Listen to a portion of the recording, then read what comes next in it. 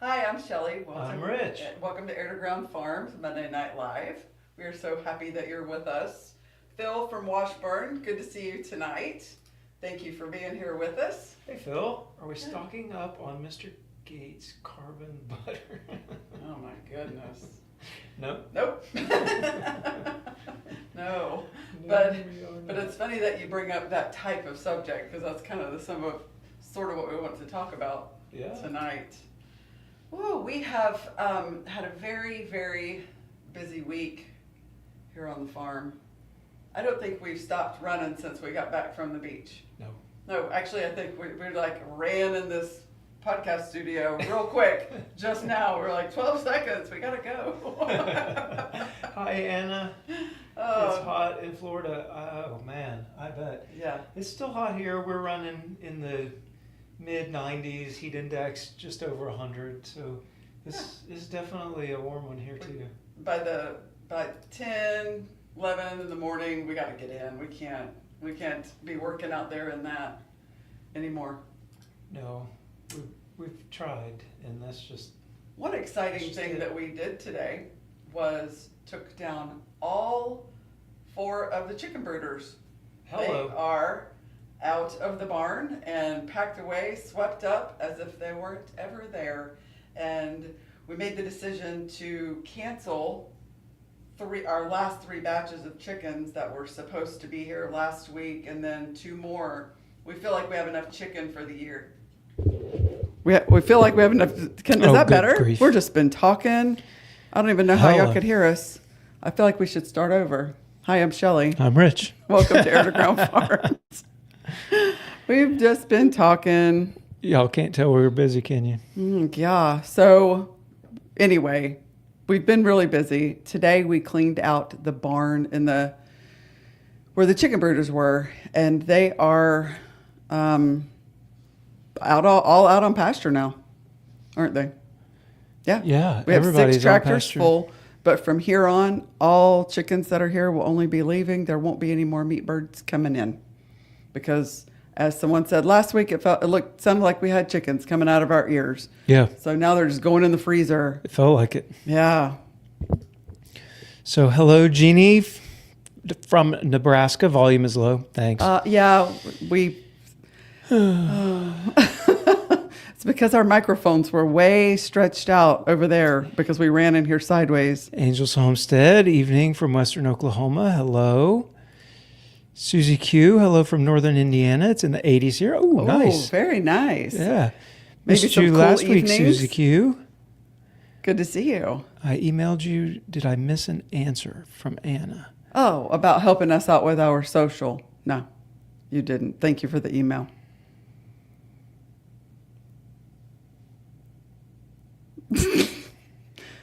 My email person didn't.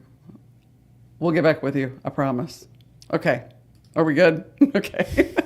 Do you see the dumb look on our face? Yeah. Yeah. We're just real here. Hi, Tricia. North Central Washington State. Oh, nice. Oh. Beautiful. Yeah. So how's the weather up there? I spent a little bit of time in Spokane.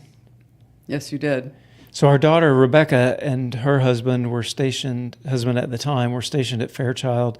And we went back to visit, and he was a vehicle operator, a driver, and he took us over to our survival, evasion, resistance, and escape training area, and I broke out in the sweats. Affectionately known as SEER training, that all pilots and special ops type people have to go through, and they systematically teach you how to be a POW. Yeah. And they're very effective at it. Very effective. Yeah. I think they call it Happy Valley, and there's actually a Yelp. They have a Yelp site or whatever, and the ratings for the place are hilarious. Yeah, it doesn't get very good reviews. No, it doesn't get good reviews at all. Yelp didn't exist when I went through, but I would not have given it good reviews. No, the accommodations were, sparse and violent. And by sparse, you mean short and squishy. That too. Anyway. But the survival portion of it, where they took us out into the woods and we spent, 8 or 9 days learning how to survive in the woods, that was beautiful. The mountains are beautiful. The forest is beautiful. Yeah. The capture at the end of that portion was about the end of the beauty for me. Yeah. Yep. And Anna letting us know that the volume is better. Okay. Oh, Phil says that he hears. Thanks, Okay. Phil. Okay, thank you. Ronald pulled I weeds guess our between... mics, we were talking loud enough that our mics picked us up 3 guess. feet away. Pulled weeds between 8 and 10 this morning. Definitely started too late. Oof. Yeah. Oh, man. Man, we normally, when my mom, Nana, isn't around, we are responsible for picking the garden. Yeah. And so that's always after the morning rounds get finished. And so it's a rush to get morning rounds finished. Fast picker. Yeah. Like, I don't want to be out there any longer than I have to. And because it's hot. By the time morning rounds are over, you're all sweated down. It's really just bad that things don't really grow like when it's cooler. Right. But then when you get up into the okra to cut the okra, it's like your pores are all open, and then it's really itchy. Itchy. Tons of fun. So Tricia says, LOL, just jumped in as you found your microphone. Yep. I hope y'all can laugh with us about this. Hey, it's real. It is. Emmy heard us. Good. Good. Anna says, good. Hot and dry. Tricia, man, tell us about it. Come back and I'll show you a much better. Right? Anything would be a better time. I went through at the end of October, so it was the last. We got regular MREs, meals ready to eat. We got the winter rations, so they're completely dehydrated, no moisture at all in them. So we got our winter rations, but we weren't in their winter get up yet. So it was cold at night, down into the 20s maybe. When Hannah went, she was in waist high snow. Yeah. They were in she was February. She was serious snow. Yeah. Woo. Yeah. No, thank you. Some great pictures. It's really beautiful. It is beautiful. Yeah. When you're in the mountains. Mm-hmm. In a POW camp, it's not beautiful. No. So Angel's Homestead said, trying to reconfigure my container garden to work better. Yeah, when we go over to Kevin and Sarah's house, we love walking through their container garden. And I understand the draw to a container garden. I really do. For one thing, you can stand up. You're standing up. I want all of the peppers to be in them because the peppers grow, a lot of them grow so low, you're standing on your head. And of course, with my knee injury last year, me and squatting are like just no bueno. And so I'm standing on my head underneath these things, getting head rush every time I stand up. I would want a container garden for peppers. Yeah. That's what I would vote for. The okra, though, it's good. I think we'd last have year to it was have a 12 ladder. feet tall. We would have to have a ladder. I think we need okra. like an anti-container. Yeah, like sink it down in. Yeah, sink it in. Dig a hole. No. Carol says hi from just buy Vermont okra. instead of Philly. Sacrilege. And babysitting my granddaughter, and I decided to visit at the Ozark Homesteading. Oh, good. See you soon. Yeah, we will see you soon. We rode motorcycles in Vermont. We stayed up there for a week. In the White Mountains? Is that what it is? The White Mountains? I don't know. Anyway, yes, we did. We went up there for a week, and it was the Green Mountains. I don't remember. Carol would know. Anyway, we went up there. It was beautiful. It was. Mm-hmm. We've ridden motorcycles a lot of places, and it's very fun. That's true. Angel's Homestead says we have clay and rocks instead of soil. Guess I'm growing rocks. We grow rocks. We grow a lot of rocks. We do that probably best. The Ozarks is certainly known for its rocky soil. Even on our best growing pastures, like right where we are, there's where our house is and the pastures around it, there's maybe 4 inches of topsoil, 3 to 4 inches. But like our what used to be hay fields down in the bottom, there's like an inch, maybe an inch and a half. When we put step-ins in to set up, polywire, hot wire lines to, keep the cows in certain places, we have to take a mallet with us to put them in. We don't step anything in here. No. Unless it's like the wettest part of the year. Then we can get some step-ins in. But you got to have 16 inches of rain, to make that happen. Yeah. Yeah. We're very good at growing rocks also. Yeah. But so what we did for our garden was we had a dump when we first bought the property before the house was even finished. We brought in a dump truck full of compost, organic compost, from a place over in Branson, and that started our garden. We spread it out, and then every year we add cow manure and mushroom dirt, and chickens spend the winter in there, and so we've been working on the soil. Oh yeah, for that garden for 3 years. Yep, going on 4. For us, we'll get into the topic of the conversation if we get to it today. I'm happy to just sit here and chat with you guys. That's fun too. But for us, it's a form of resilience because we don't have topsoil here, really, not for gardening, certainly. So the fact that we're able to grow a garden and that we're cultivating that soil to not be just a little bit, but to be deep, rich, thick soil that we can grow a lot of food in is for us, and it's resilience, it's practice, it's knowing what bugs come when, and when you have to plant and when you have to start over, and it for us, the garden really is more than just a tomato. It's resilience. Yeah, it's resilience. Yeah, it is. So Becca McGee says hi from the top of the hill. Hey Becca, how's the view? Hi Becca. Trisha, Angels Homestead felt like I had great soil between the rocks in Western Washington. Now I have almost no rocks, but drain so fast to have to water. Yeah, yeah, that's true. And Susie Q is helping us. It is the White Mountains. My aunt and uncle lived in the area. My uncle flew for America and out of Boston, but lived near the White Mountains. Nice. Yeah, gorgeous up there. Yeah, it is. Gorgeous. Rebecca says the view from the top of the hill is beautiful. If y'all don't know, that Becca is our oldest daughter, and she is up there at the top of the hill in her house, which is a nice view. It does have a nice view. It really does. Emmy says, and will have the ability to pass good vitamins and minerals back into the food you eat. Absolutely. How important is that? Right? That you can't get from chemicals and sprays and depleted soil. Depleted soils, because our soils have been so depleted. And all of that resilience and everything kind of brings up what I was kind of thinking about talking about tonight. So I don't know, and you guys keep commenting as we go, but I don't know about you guys and how up you are or staying, up to date on what's going on in the tech world. But this last week, this is on the subject of AI, and we do get. You mean artificial intelligence, yes, not artificial insemination. Okay, that's very important to point out.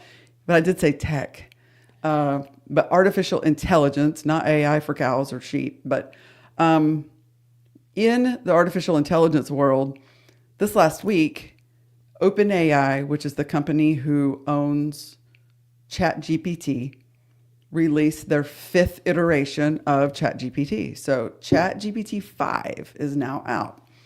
And it is really, really smart. It is PhD level in all subjects. It is PhD level in, it could probably make up its own subjects, Yeah. It's wicked smart. And I always have to clarify which A I'm talking about. Yeah. So we're talking about the intelligence part, not the insemination bit. That's right. And our world with all of this influx and rapid AI acceleration is just we're going faster into the future than we've ever gone, I think, before. Yeah. So in 2022, November is when ChatGPT was released, and that was the one that they really sent out to everyone, and we started using it about 2 weeks later. And the day after I started using it, I wrote a blog, and in the blog I said the world has changed. Yeah, in 2022. Because I could see at that time what was coming. And it is the capabilities then I think they said that its intelligence quotient, IQ, was comparable to something like 100 or 120 or something like that. Yeah. And it was really cute. It could take, you could give it some subject matter and it would write it in the, style of Dr. Seuss, and it would make up a story or a poem. And it was really cute, the things that it could write, because we'd never seen anything like that before. Well, we've gone past cute. Yeah, in my previous life, when I, as a colonel in the Air Force, one of the things that I did was I had an artificial intelligence department in my organization. Yeah, in my organization, and the large language models like ChatGPT were a surprise to me. I did not think that we would get to that type of capability until we got quantum computing, really more online than what it is now. So when I saw where it was when it first came out, I was floored. I was like, oh my gosh, it's changed. The world has just changed. Because it made a leap. Because we have been dealing with AI for quite a number of years. I mean, 2029 to 2022, we've all been using AI the whole time. Alexa, dare I say it too loud, is AI. Yeah. Siri is AI. Google Translate, things on your computer. AI was already a part of our life. We were mesmerized by the fact that you could talk to this little thing and it would talk back to you for quite a number of years. But whenever it started giving the kind of information that with these large language models and what they can do, it really flipped everything on its head. Yeah. The world, like you said, in 2022, the world has changed. Yeah. And it's changing faster than you even expected. I think that anybody has expected. Yeah. And it's taken the world currently by storm. We'll look at a few comments. Okay. Patty says, hey, y'all, made it to Ava. I'm the one that wrote you about being from an Air Force. Oh, welcome to Ava. family. You'll have to stop by the store. Hey, Patty. If you want to see us at the store, one or both of us are typically there on Saturdays, but not this Saturday because we're going to be out of town. But boy, when summer gets over, we're there all the time. Yeah. But Rebecca is there. Yeah, stop in and say hi to Rebecca. Hi.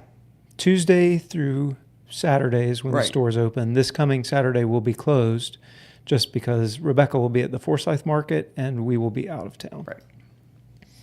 Susie says, when Elon Musk said that AI was out of control, I don't believe he was wrong. I don't either. Correct. Yes. And then Tricia says, I agree 100%. 100%.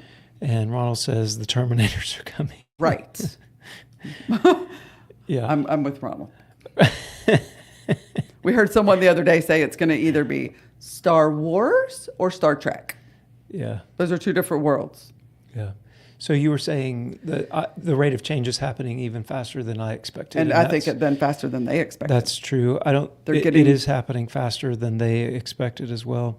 So it is crazy. Right. And now by ChatGPT 5, the capability is truly off the charts, and it now picks which mode it wants to process data through, whether it needs a more scientific mode or a more language mode or a more math mode. It'll do that on its own. It has what's called agents, where you can ask it to do things for you, like search the web and find hotel prices or airline fares, or you can take it as far as buying them for you. I mean, like it is in not quite 3 years, it has gone from writing cute Dr. Seuss type poems to actually being able to go PhD. out. Well, it can. It got smarter. Absolutely, it is. So they talk about artificial general intelligence, which is when it can act basically as a human, but as smart as a human. Right now, it's PhD level intelligence on every subject. So they are still saying they haven't reached artificial general intelligence yet. Some people say they have, but point being, it is wicked smart, and it's able now to go out and take action on your behalf. Yeah, that's crazy. We've got self-driving cars, with Waymo, and we've got all this. So it won't be long, and our refrigerators will be AI, our stoves will be AI. They already are. Well, a lot of them are, but like ours aren't. No. But they can't, but they are. They're there. The dryer's constantly wanting to connect to my phone. It does, but that's only like Wi-Fi. It's going to be like even smarter. Yeah, you're right. And it's going to tell you, sorry, you've used too much energy. It's not going to like my settings. Mm. Anyway, what are you looking at? The ceiling. You made me think there's potentially a whole lot of truth to that about you. As the artificial intelligence gets smarter, energy or power is going to become currency. And if it is in charge, it is going to be very jealous with power because it's going to take a lot of power to use it. Okay. So it very likely could throttle your power. Right. Another place that they have it, Walmart. Walmart has some of the most high-tech AI going on with Walmart Plus. They order. The AI does their ordering and their inventory. They know when you come in the door. They know what you've purchased. They know when you're going to come back, probably because they follow your habits, and they know that the McGlamories like to go on Thursday and they buy 5 yogurts and things like that or whatever. And so it's going to know that and make sure that food is there for you whatever your habit pattern is. Well, Anyway, all of that to say, what about food? What about our farms? What about real food? And what about our resilience? Because you just mentioned electricity. Well, if the electricity goes out, you're not going to have your AI. If the major storm, right? And it takes out some sort of power, well, it shuts down that particular distribution center that's run on AI. Well, that's going to slow down a supply chain. Mm-hmm. Y'all tell me, how many days in your local area does it take if no trucks came, for your grocery shelves to to be kind of bare? How many days does it take? We'll look at some comments while people are answering. Okay, y'all answer. So Farmhand Huck says Rebecca makes some amazing coffee. Go see her and buy some meat. Yes, she does. That's true. Homestead Jude just joining. Hi from West Virginia. Howdy. We've got Trisha. I think there are refrigerators that order groceries for you already. That is true. Up. Oh, yeah. Mm-hmm. I'm going to have to do some shopping. I don't want that. I just want to know what's out there. Yeah. Susie Q says AI can make you say things that you never said and make it be so believable it's scary. That is true. Deepfakes is a major concern. Major. Yep. Jeannie says there's going to be a problem with us humans with competing for electricity with AI. Exactly what I was saying. Yep.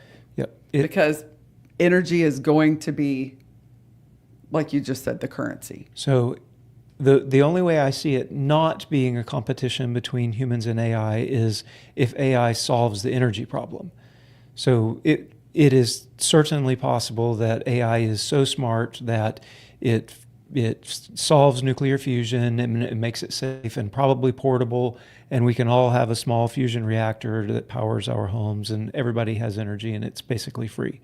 Or AI is smart enough to figure out how to harvest solar power, which the sun is a huge nuclear reactor anyway. Can we harvest that power and get it to the earth? If AI figures that out and energy becomes free and abundant, then in cases like that, I see that we may not be competing with AI over power. If it continues to be limited for any length of time, we're definitely going to be competing. So Phil says it takes 3 days for him. Jeannie says the younger generation that grew up with smartphones are going back to dumb phones. True. Right. Because not wanting to deal with it. Angels, maybe 3 days. Mm-hmm. Becca on general 2 days, and she worked at Walmart, and she knows how long it takes our local Walmart to run out of food on the shelves. Emmy says 2 weeks. Southeast Kansas, very small town. Right. So if your grocery store shelves are stocked, they don't empty as quickly. Right. Yep. Ours is small, 2 days. Thanks, Becca. So what can we do, Adele? Yep. That's where we're going. Carrie Hearts. Our area would be dry within 3 to 5 days since we're in a remote area. Emmy, maybe I'm being too optimistic. Well, maybe not. No. Tricia says the energy problem might be us. That's true. A lot of folks talk about that as well. Yeah. Farmhand Huck, one day everyone would panic, buy like the toilet paper episode. Yep. Right. And Jeannie says food doesn't come from a grocery store. Copy that. For sure. Phil says on 911 the gas stations were dry in 12 hours. 9/11. Yeah. Yeah, so you can have problems really quick, and we saw it during COVID. The store, when the supply chain broke down, the stores went bare, and then we were rationing food, and we all lived through all of that. Well, things like that happen. Yeah. And because we've built the entire system to be reliant on the supply chain, right? We don't have local farms supplying local stores anymore. We have, our avocados are from Chile, and our, whatever, macadamia nuts are from Hawaii. And, right. And it all has to be here all the time, year round. You have to have access to strawberries, We're very spoiled. Yeah. But it's very dependent on the supply chain. And that, like, at least right now, that's ships and trains and trucks that mostly run on diesel fuel. So all it takes is something that limits the supply of diesel fuel, or semi-truck drivers to go on strike, or, a pandemic that shuts things down. I mean, like, the supply chain is very, very fragile. Right. And within days, literally, you are without food. Yeah. And what can we do? That question. And that's this that we're talking about is why we do what we do. Farming and growing food. And the way that we're doing it, where we are regenerating our property rather than extracting from it. We don't cut hay off our property, we bring hay in. We want the nutrients that comes from that soil to go to our animals, that then feed back to the soil and really promote that circle of life that's underneath the grass. And the style of farming that we do is genuinely because of the pandemic and learning what can really happen. And then just being aware of what's going on in 2025 and what 2028 might even look like. And it's mind-boggling. It's hard to even fathom what 5 years looks like right now. And what do? Well, we use ChatGPT. We do for a lot of our business stuff. We talk about it and we stay very aware of what's going on. We're listening and reading all the time about what's going on in the world. But one of the things that we can all do is find a local farmer, join a CSA, because at the end of the day, no matter what happens with the AI, we need two things. Well, we need a couple of things, but obviously water, we need food, and we need our relationships and our communities. And that's one thing that we really have stressed for like the past 3 years is local community and finding people within our communities, because online community, that's like an oxymoron. There, like, it's kind of no such thing as an online community because there is no community. But there's no communing. Like what we're doing right now, I feel like we do have community. We are communing. Right, but I'm talking about physical food. Yeah, but if the electricity goes out, if the internet goes out, we don't have this community. Right. Like, we love it. We foster it, but it's fragile. It's very fragile. And what we promote where you are in West Virginia or Kansas or Ohio, promoting finding local food, finding a local farmer, putting your tomatoes in your, figuring out and struggling with, I need to reorganize my garden, and my tomatoes did like crap this year, you know, and because I've got blight and I want to figure out how to do that better. And maybe I want to learn how to raise a rabbit. But there are things that we can do that create resilience for ourselves, our family, and our community. And that's what we need to focus on. Not on, I'm optimistic. I am, you know. We got self-driving cars running around, you know. I mean, I don't think that it's all doom and gloom. I really don't, because I think so much of it is so useful. They're going to dedicate some of these things to find cures for things that our human brains haven't been able to do. Yep. These things are going to solve problems that we've never been able to solve. You know, there's potential life-saving stuff going on. If it can solve problems, that's amazing. Yeah. You know, it doesn't all have to be doom and gloom. Oh no. But we do need to not be dependent, right? If we're not, I think that there's a place for resilience and sustainability and being prepared. No sheep. Yeah. Let's look at some comments. That. So Anna says, I've had posts sent to me from a page, Forest Hunts. I was amazed at the medical advances in a couple of posts. Currently, a new post says that in Germany, scientists have developed a gel that regrows cartilage and damaged joints. Wow. So far, if I search the internet, not Facebook, the only place these fictional scientific achievements are is in Facebook. Fictional scientific achievements. Interesting. Yeah. We have to be careful on what information we take in. But I will say that now that you mentioned that, I was listening today to a podcast, and right now ChatGPT 5 is better at diagnosing than doctors. So it's going to become, it's part of our medical community now. It's part of our life. Here's one for you. The diagnoses, it was a doctor with ChatGPT is diagnosing at about 90% accuracy. ChatGPT 5 by itself is 93%. Interesting. So the doctors are bringing ChatGPT down. Oh man. On diagnosing. Susie says, I don't know. Maybe could be considered the beast. I have heard that as well. I've heard that one too. Yep. Becca, it's called just-in-time supply chain. It certainly is, developed by Toyota, actually, and is where that came in. And then they were doing their business model. They just exploded, and everybody else said, hey, we can do that. Yeah, that could work for me too. Yeah. Jeannie says, during COVID, there was a popular book and movement called A Year Without a Grocery Store. I tried to grow as much of my own food as possible and buy my meat and eggs from local farmers. That's awesome. Yeah, that's exactly what we're talking about.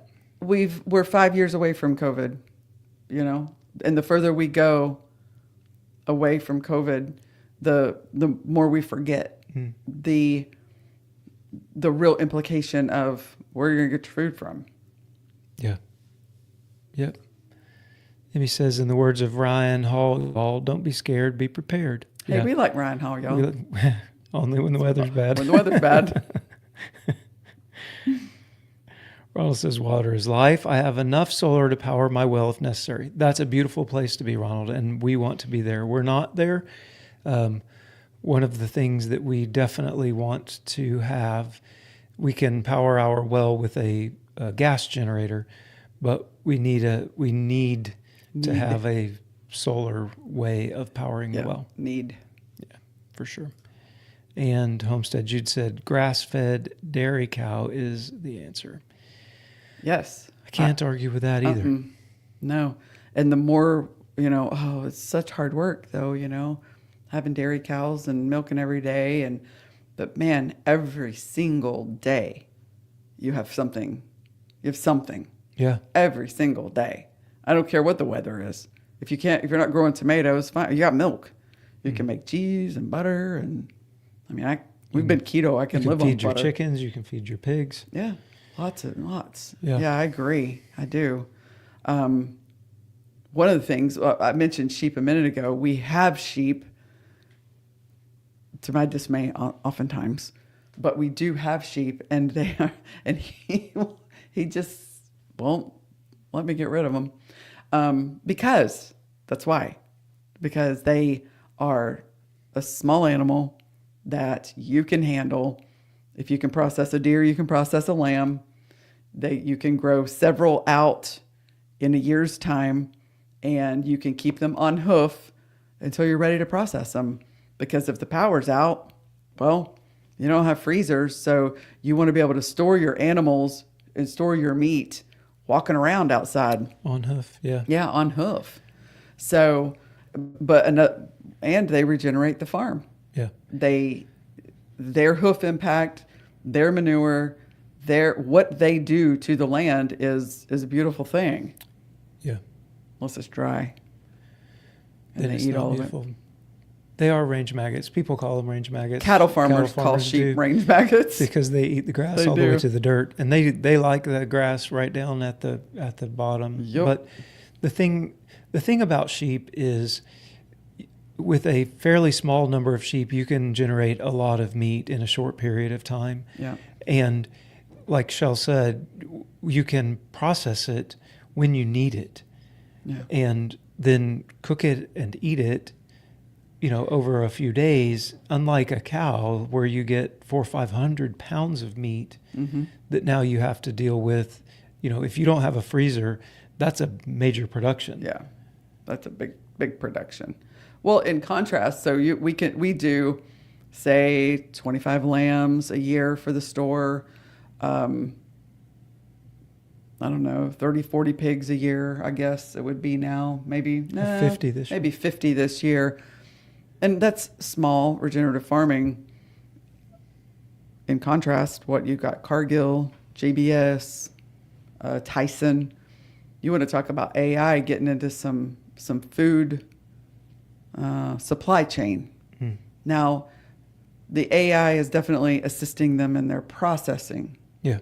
And in their feed, making sure their feed is optimized and making sure that every little nitnoid thing is perfect.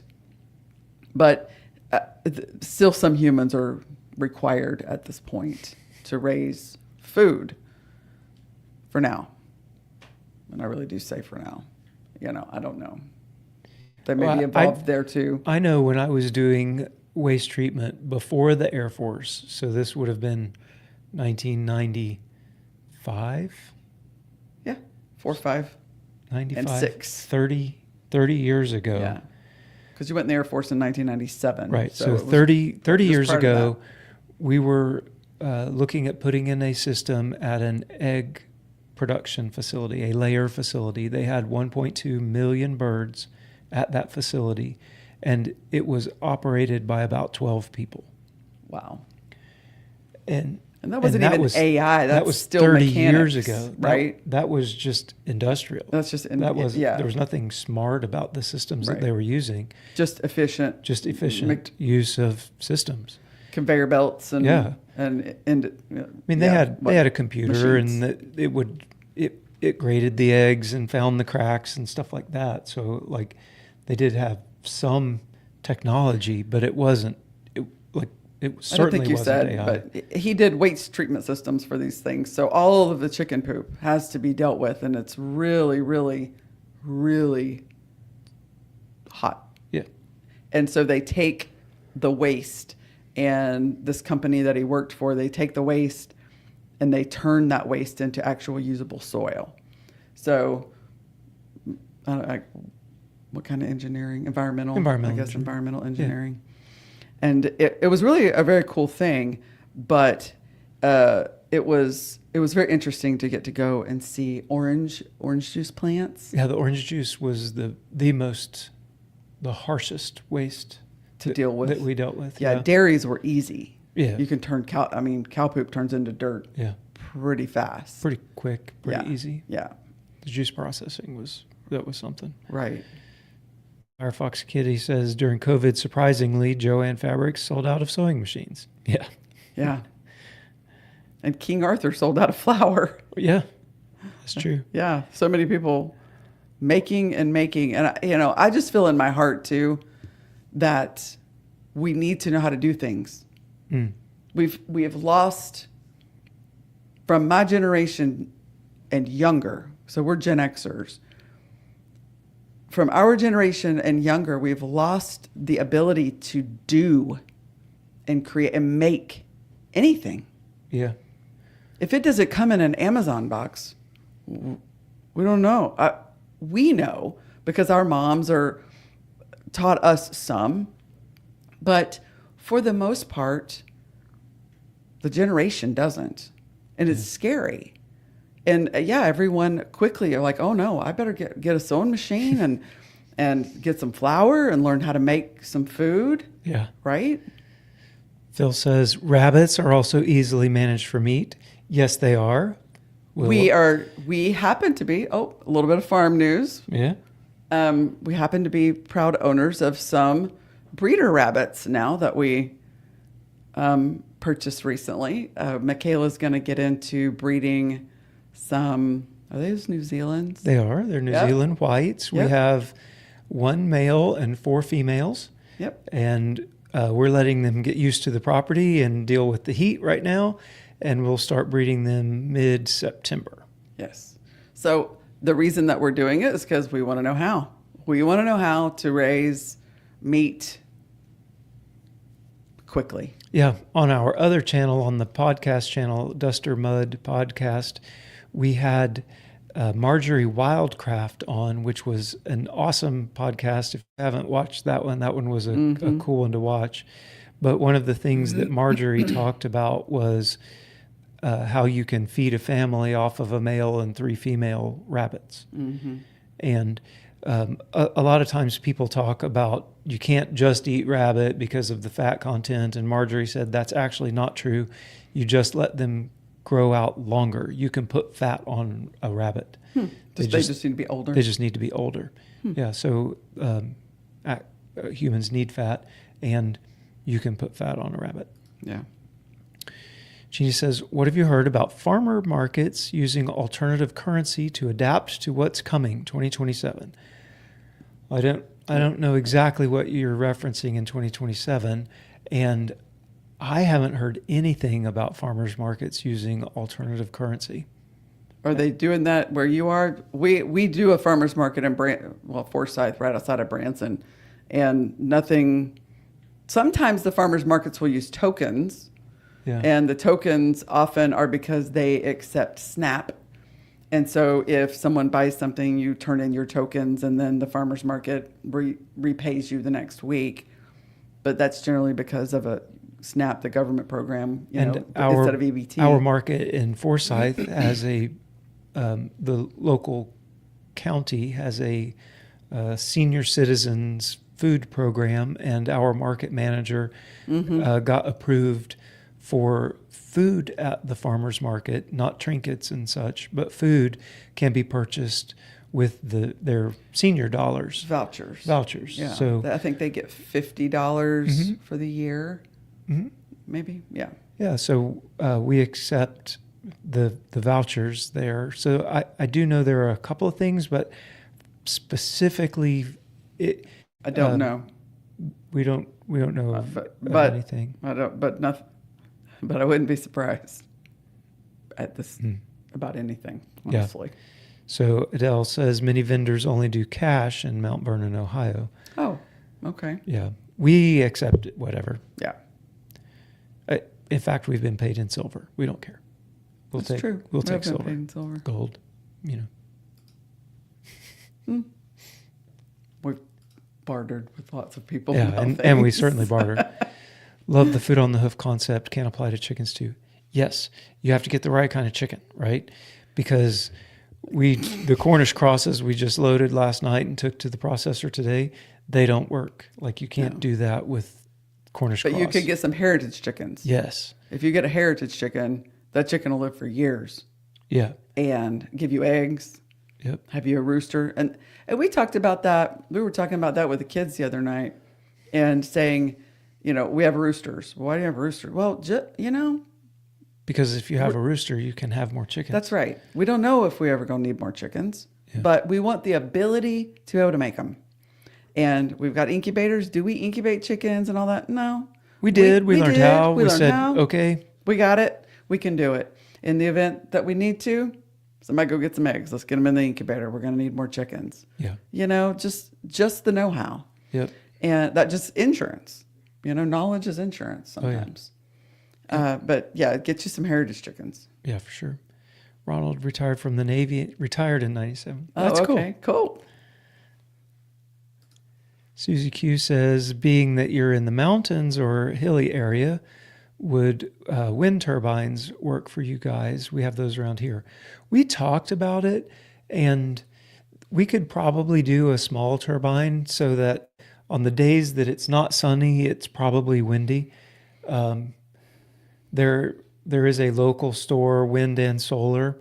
I don't know. I honestly haven't looked totally into wind. Adele says, you need a bank to process alternative like silver, don't you?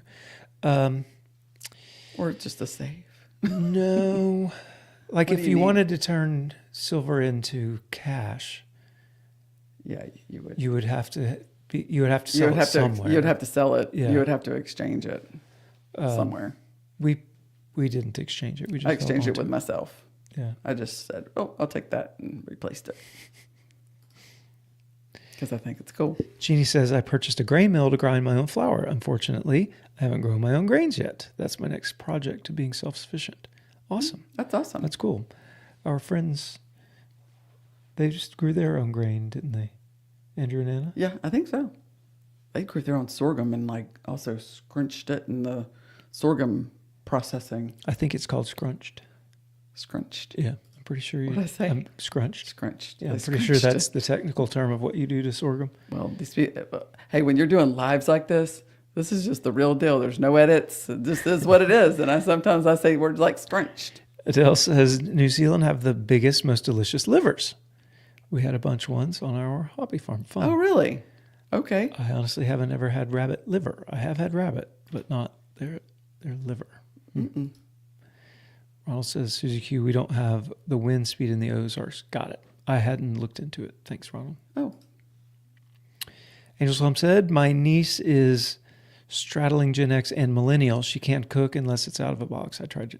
That's too bad.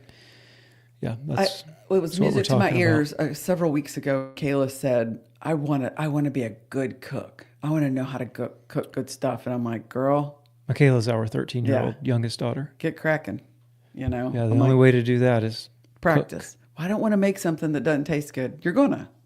And then make it again and then and do make it it again. taste better. Right. Trisha says, our farmer's market takes all the same things yours does, but no other alternative. Got it. Yeah. Carrie, I only hatch and or buy dual breed chickens, putting 42 eggs this week in the incubator. Harvest roosters for meat. Awesome. I think that's really cool. We love that. Yeah.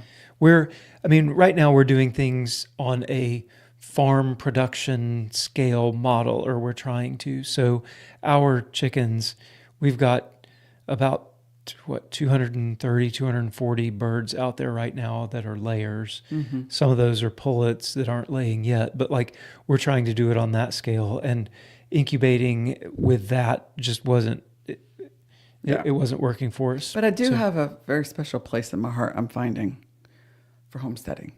Yeah. Yeah, so I'm big in the circle in the wagons. We actually will share with you guys a little bit of personal conversation that we had this week. Some of the decisions that we make on our farm are not the best business decisions because we're making them for homestead type resiliency reasons. And so we struggle often with our farming decisions that aren't necessarily best from a business perspective.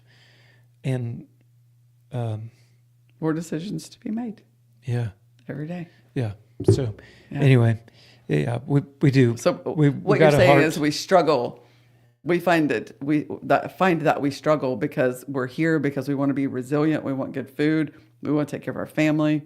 We farm so that the farm can pay for itself and, provide good food to the community and good for the land and all of the things. Yeah. And sometimes those two are a little bit incongruent. It just, this size and this size don't really match up. Yeah. And so when you have incongruency, sometimes it doesn't bode the best for the entire enterprise. But, we continue to learn. Homestead Jude, what about Buff Orpingtons as a heritage breed? Food on the foot. Yep, we've got buffs. Yeah. I think our buffs get cold this year, but yeah, we've got a huge buff rooster. Yeah. So yeah, we think buffs are they're great. They're great chickens. They're loud, but they're great. Yeah, they're very cackly. Kevin and Sarah's the American breasts, I think, are a great dual purpose as well. They get big. The Delawares that are actually the layers that our youngest currently laying layers are a dual purpose. Yep. I believe. Yeah, they are. Yes. And we have like 100 of those? 80. 80. Okay. Well, quite with roosters. Yeah. We didn't order them. They just came. Yep. Tricia says, I have a milk cow and heifer for second milker. Making cheese has been a big project for the last week or so. That's awesome. That's so cool. We love the milk cows. We do. We do. I don't know that we need 3, but we have 3. We're selling the milk.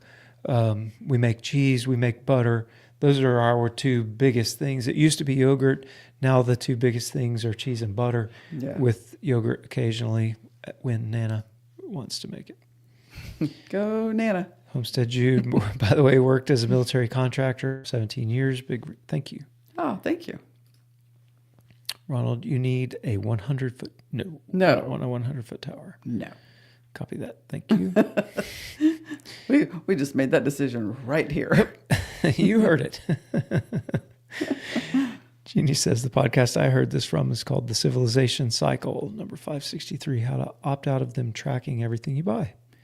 Mennonite will accept silver coins, privacy-focused cryptocurrencies. Awesome. Interesting. One more doll. Hi. Buff Orpingtons are nice and lay pretty pink eggs. Mine do. Just don't lay as many. Yeah, they don't lay as many. We've got some sex links that lay more, but we like the buffs too. Right. Carol, I'm curious whether farmers who are looking to retire and instead of selling their farm would allow people to have community gardens, since many people do not have the ability to purchase land. Yeah, that's a really great concept. Yeah. Not just the community gardens, but also, running some livestock. As, the average farmer is over 60 years old in this country. And increasing. Every year. Yeah, because young people it's not happening. They don't have the money to buy the land, for one. They don't teach it anymore. And there's no inspiration to go and do it. And it's not like there's these family passed down either, And anyway, we've got a big problem. We're about to have the largest land handover, or what do you call it? Turnover, I guess. Yeah. In history, because the farmers are all getting older. And I think it would be a great thing for farmers to keep their land. I was reading a story this week about an elderly lady whose husband had died, and her farm was going into disrepair, basically. And she interviewed families and found a family that she liked, and they're moving onto the farm, and they're working out a deal basically on how they will transfer the land. That was the word from her to them. Like a really, really cool story. Yeah. More of that, with the land, because they're going to sell it. If our age kids don't want it, mom and pop are going to sell it. Yeah. And guess who's going to buy it? Bill Gates. Right. Or China. Yeah, there you went. Homestead Jude. Adele, never thought about rabbit livers before. Yeah, me either. Thanks for the idea. One more dog. Great idea, Carol. Wondering how many locals would help. True. And sometimes like our farm is way out. Like we don't have a whole lot of folks around. Phil says, second that about rabbit livers. Tricia, I bought some Bielefelder chicks this year as they are supposed to be bigger birds, hoping to raise up a bunch next year. We have 4 Bielefelders. They are bigger. They are amongst the ones that will get culled this year. They are bigger, and they're pretty. They're very pretty. My, I guess, cousin's husband, he described them as yard art. Yard flowers. Yard flowers, that's what it was. Yeah. Yard flowers. The Bielefelders if he was going to have chickens, very pretty. He wanted pretty ones. Pretty ones. Angel's Homestead, is it possible to partner with other farms to produce what you need? Yes, absolutely. And that's one of the things that we're working real hard about is building relationships with other farms and farmers near us. And part of our conversation on the scale that I was talking about between a farm and a homestead involves who else is around. And we have a couple of farms that are doing really well with sheep, and we have purchased sheep from them. And we have another homestead this year purchased some of our hogs and are growing them for us, and we will buy them back as grown hogs ready to process and put into the store. So definitely, just trying that out. Yeah.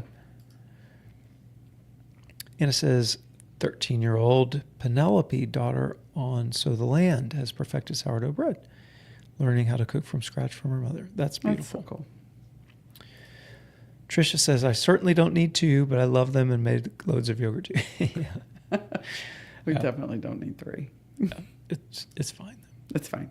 One more doll. Our family just bought a few acres in California. Now we have 2 large pigs, 2 sheep, 2 goats, some chickens. Neighbors have rabbits. Another neighbor has cows. We have... Sounds like food. Yes. I think that's awesome. That's so good. That is so cool. Yes. So very, very cool. And it says, do you have multicolored egg layers? Do you sell eggs at the store?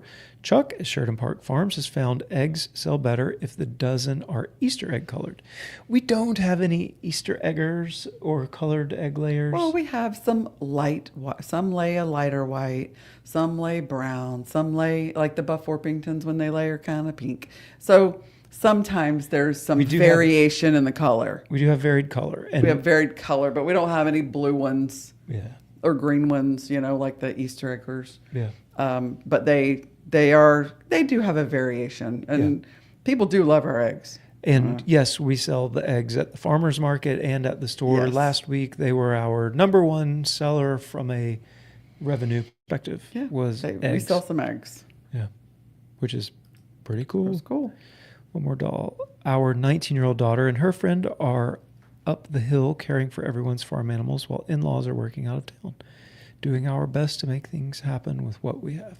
Yes. That is awesome. And that's what we have to do. We're going out of town tomorrow, kind of the middle of the night tonight. Yeah. And everyone else here is going to pick up what we do and run with it. And we come together as a team. Rebecca made a post this morning on Facebook or yesterday about the milk cows, and a friend had made a comment saying, how much work they are. And she said, well, we have multiple people here who know how to milk. Mm-hmm. And that way, if somebody has to go do something else, somebody can step right in. We have multiple people who know how to do everything, all the things. Yep. So that if one steps away or can't be there, anybody else can do it. Yeah. And so that kind of teamwork it's huge. It's huge. Yeah. And Adele says, would you leave a link for that filter? Filter.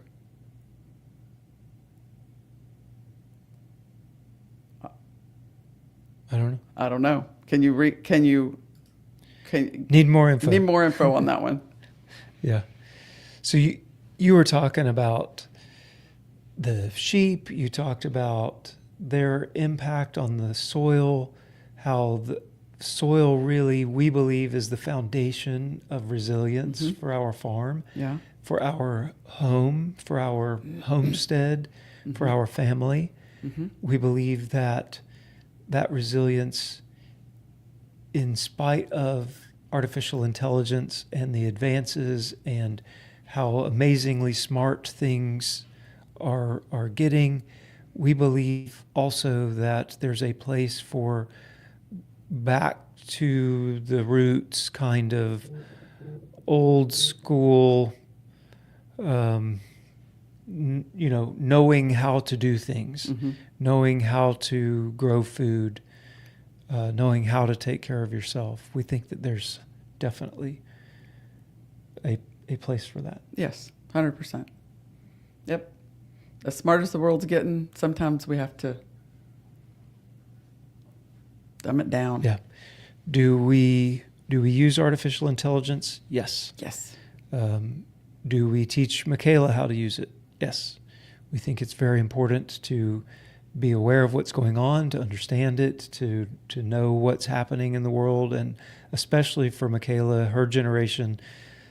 Y'all, we don't even know what the world's going to look like for her world, as an adult. Except that it's going to be different than what we grew up with. Right. Like we know it's going to be different. We want her to understand what it is and how to use it. But I can tell you one thing. That girl can grow some dadgum food. She is a great farmer. She's an amazing farmer. Yep. She really is. And so I don't worry about her. Yeah. I don't know what her world looks like, but I don't worry about her. Yeah. And that's a cool place to be. Yeah, for sure. Yep. So Phil says, good night. Thanks for the chat. Thank you. Yes, Thank you sir. guys for being here. Carrie says, safe travels to you both. Love watching you when I can. Thank you. Susie, this has been enjoyable. Snapping beans, getting ready for canning tomorrow. Awesome.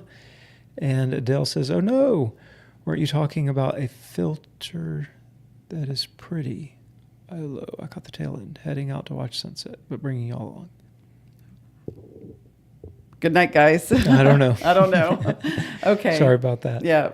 Thank you guys for hanging out with us again. This has really been a really fun conversation for us. Thanks for chiming in and being a part of it. We really, really do enjoy it. Yeah, we do. We will not be here next Monday night, I don't think. Will we? Yeah. We will? Yeah, we'll why be not? back? Okay, never mind. We'll be back next Monday night, and we will see you guys then. Have a wonderful week. And before we sign off, yes, Trisha, you need to learn how to use ChatGPT. ChatGPT is it's free. ChatGPT 5 they rolled out. Yes, they're offering it for free. They will limit the number of tokens you can use. Don't worry about it. If it tells you come back tomorrow, just come back tomorrow. Definitely learn how to use it. His 72-year-old mom, almost 73-year-old mom, she's killing it with it. Yeah, she's having so much fun. You definitely need to learn how to use it. Yes, for sure. Learn how to talk to it. Learn how to ask it questions. Yep. Learn how to prompt Allow it to help with your doctor and medical diagnosis. Yes. And it truly it's a is great tool. Smarter than humans right now. Yeah. So it's a great it is tool. a very great tool. Yes. Thank you. One more doll. Homestead Jude. I can't make food. Truth. That's the point. And Farm Hen Huck. Bye. Bye. Okay. See y'all next week. Bye, y'all. Bye.